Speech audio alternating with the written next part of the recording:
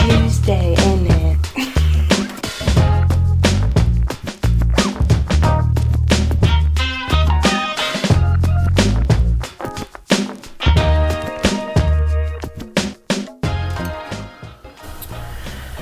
So there's obviously some things we need to catch up on. I have not filmed a video in well over a year. And obviously a lot has changed. Where even am I right now? I have no idea. I feel like so much has happened, I literally don't even know where to start. Should I just list it off in bullet points? I don't know. For starters, I'm currently bald. This is a wig. I literally just got it in the mail yesterday, so yeah, but I shaved my head a year ago. I'll insert some pictures. Beautiful, right? And that's been so much fun. Another thing is, I'm no longer married. I don't really want to get into that fully.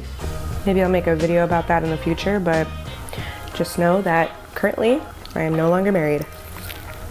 I'm still living in Phoenix, Arizona. After Renee and I broke up, I moved into this studio apartment, which is where I'm currently filming from. And that's where I've been for the last 6 months. I feel like a completely different person from the last time that I saw you guys. Basically, nothing that I cared about then matters to me anymore. When I started this channel and I started my Instagram and everything, I wanted to be a body positive fitness influencer. Over the last year and as time went on, I kind of realized that making my entire personality and my entire brand about my body was ruining my mental health. Even if it was like skewed to being positive. I was chronically online to the point where I was having trouble distinguishing online bullies from people in real life. Everything that was happening to me online felt like real life, and like that was my entire world. So it was really hard to not get sucked into that and like let it affect the way that I view my body. So I took a very long hiatus from everything. Over that time, I kind of realized that while fitness is something that's really important to me, I have so many interests and hobbies and things that I'm good at. Basically, I just realized, you know the saying that's like, my body is the least interesting thing about me? I really was treating it like my appearance was the most valuable thing about me. And even in the body positive community, you're still just hyper focused on your appearance. Whether it's positive, neutral, whatever, you're still putting a lot of emphasis on your appearance. So I rebranded my Instagram. I'm definitely gonna change my YouTube, obviously, because it says Core Fit. That's not really what this channel is gonna be about anymore. I lost a lot of followers on Instagram doing this, but for me it's worth it. So if you only followed me for the, body positive content or the fitness content, I will understand if you decide to unsubscribe. But I just feel so much lighter and happier and confident now that I've stepped away from that sphere, for sure. What are you doing? Which leads me to, what am I doing today?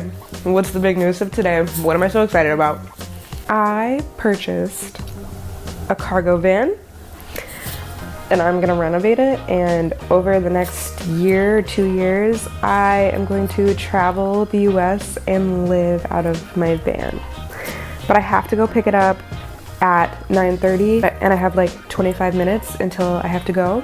So I'm gonna finish eating and I'm gonna, change and put a little bit of makeup on, and I'll meet you guys back when I'm going to get the van.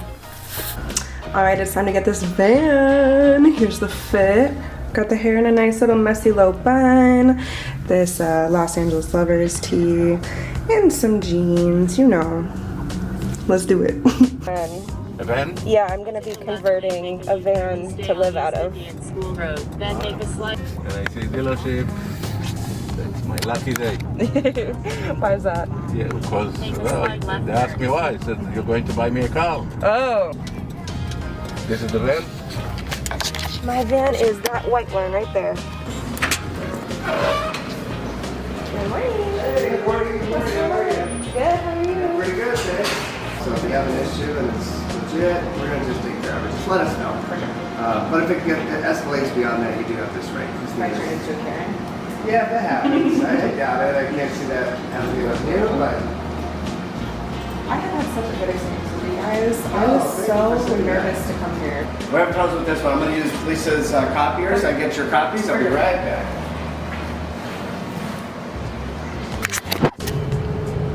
Bitches. Oh my gosh, where can I put you? Let's put you right here and see if that works. We're in the van. Okay. Also, I'm so scared. How do I back this bitch up? I feel like I'm driving a fucking school bus, bitch. I'm not used to. You pointed it the other direction. You want me to back it around for you? No, I got it. Okay. I was like, oh, I can just turn it around up here, and then I realized I'm in a bus. Yeah, right. Yeah. There's nowhere to turn around. I know. There. That's the easiest way. I should have turned it the other direction. It's all good. I gotta figure it out anyway. Yeah, I was like, well, it's good practice, I guess, right? Thank you. You're welcome. If you're in the market for a car, definitely go to RPM Motors in Phoenix, Arizona. Shout out to them.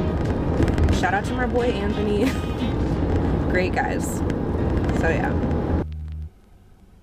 Alright, bitches. Here we are. I literally can't even, I don't know. I have been spending the last 10 minutes trying to decide what to say first or like how to even do this portion of the video, and I can't. I'm too excited. So let me tell you a little bit about this vehicle. She is a 2010 Ford E150 10-seat passenger van. Cargo van? Whatever. I wanted a van that was tall enough that I could stand up in, with this checks out, wide enough that I could lay down horizontally with extra room, which I can. I wanted it to already have windows. I was looking at some van options that are a little bit more compact, like you know, just like a regular Ford cargo van, the kind that looks like a serial killer drives it. I was looking at some like those, but they usually don't have any windows, and with that you're committing to having to install a window and whatever. This one, as you can see, has a lot of windows. Basically the entire perimeter is all windows because it's meant for passengers, which is really great. So I won't have to install any windows. I won't have to worry about that. It also already has flooring. Normal vans just have like metal flooring or plastic flooring that people who do conversions will usually like rip up and then put their own floors in. This already has insulation and flooring, so when it comes to the conversion, basically all I'm gonna have to do is clean it and put vinyl or like whatever I want to right over this floor, and I won't have to do any framing or framework like that. And then all the like plushy stuff that you see around, I'll just have to rip that off and then maybe do some framing that way. I want to install some vents up top, of course, and I'm thinking about doing like a hatch style like skylight over the bed, but other than that, it literally, like, the bare bones of it is exactly what I wanted. And conversion wise, I think it's a lot more simple than if I were to get a cargo van that needed, you know, basically everything done from the floor up. It has 160,000 miles on it, which is amazing because if you know anything about Ford cargo vans, they're built to last forever. So I could easily get this thing up to 300,000 miles and she would still run like a dream. I wanna get into what pushed me to try doing this. For the past couple months, since my divorce, I've just been thinking, you know, I've always kind of seen people do van life and thought that it seemed so cool and interesting and exciting. And I used to say that it's something that I would want to do, but then, you know, when you're in a committed relationship, you kind of just like let go of ideas like that. And then when Renee and I parted ways, I let myself open up to the idea again. I was like, okay, well, what would it take? Like, is that something I could actually do, you know? And one day my mom like showed interest in it, and she sent me a before and after of someone else's van conversion that she saw online, and I was like, wait, like I have support this is something that, you know, my mom would support me doing. My friends were saying, like, do it, why not? And then I woke up one day and I realized if I didn't do it now, I will regret it for the rest of my life. I would regret it for the rest of my fucking life. So, yeah, that's what I did. I bought this van. I just brought it home. And I'm gonna spend the next 5 months while I have to, you know, stay here and with my lease and everything. I'm gonna spend the next 5 months trying to get started on the conversion, and do as much as I can. My sister's husband said that he would help me convert it in Boston, so once my lease is up, I'm gonna head out to the East Coast and do all the finishing touches if I need to. The next 5 months is gonna be insane.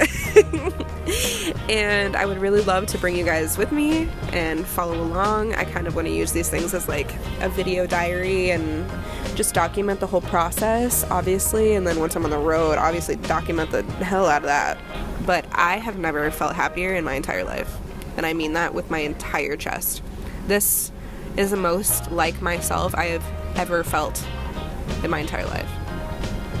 And I'm gonna try not to get emotional because I can feel my tears welling up. And this is not that kind of video, but I am just very happy and excited, and I can't wait to take you guys on this ride with me. So if you want to follow along, please subscribe. I promise you there's more content on the way.